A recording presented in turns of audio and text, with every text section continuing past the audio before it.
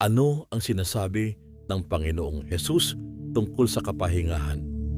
Tunghayan natin ang Mateo 11, 28 hanggang 30. Lumapit kayo sa akin, kayong lahat na nahihirapan at lubhang nabibigatan sa inyong pasanin, at kayo'y bibigyan ko ng kapahingahan.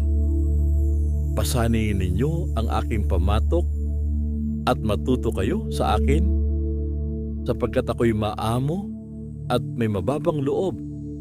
Makakatagpo kayo sa akin ng kapahingahan, sapagkat madaling dalhin ang aking pamatok at magaan ang pasaning ibibigay ko sa inyo.